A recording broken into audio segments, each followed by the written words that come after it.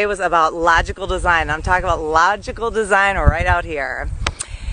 What I mean by that is a lot of times we tend to do these decorating things in our homes, and sometimes as you're making like your little displays and stuff, if it doesn't really make sense to the area, maybe rethink it. For example, I have 3 really small examples, but you'll know what I mean. I used to have like a plate collection that I loved, that just kind of different plates that I had, and you can buy these plate hangers, and that's a great idea for artwork and stuff, the artwork look on a wall. But like plates in a living room, like that doesn't make that much sense to me. Okay, if you take like an eating area and you're doing that kind of look in like the eating area, it makes sense because plates go with eating. Okay, now the reason I'm saying this is I was thinking the other day, I was watching something on TV, and it was a decorating kind of thing, and she was putting these big glass jars back in the kitchen, and she had oranges in them.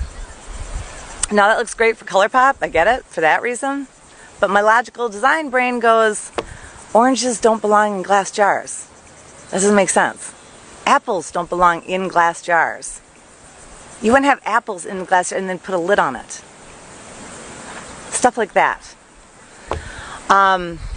In bedrooms sometimes, a headboard wall is super important.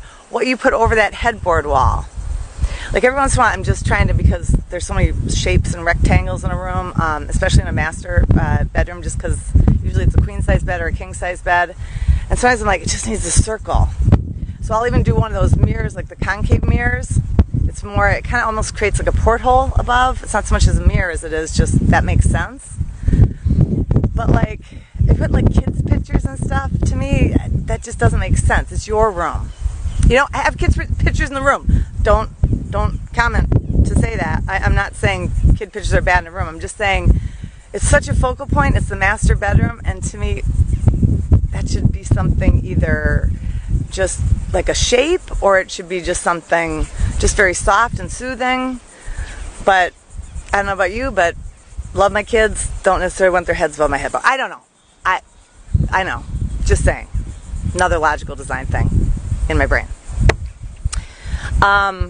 Another thing is too, I know there's a lot of trends and a lot of things that are, just somebody's in the ocean right now. That looks so good. It is so hot.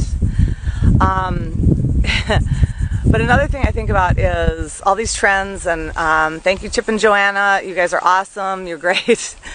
The barn door craze, I know I've talked about that before, just in some of these Florida homes, or maybe homes up north that might not make sense to it. Sorry if I'm shaky at all, you guys.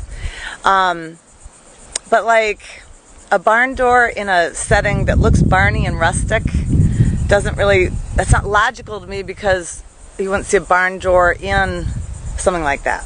So, or in most of our homes, or just a typical Florida home.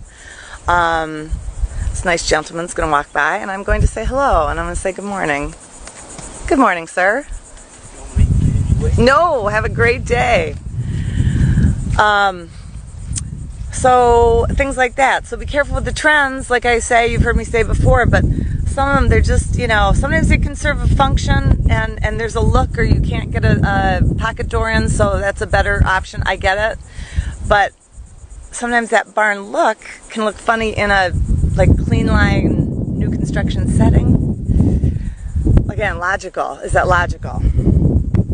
So I hope all of these have happened or helped you today, because they have nothing to do with where I'm standing. But I thought it'd be fun to take you almost on the job. Actually, my job's over there, only a few minutes away.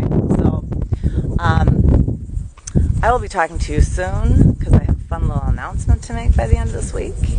And super happy Tuesday. I hope you're enjoying it.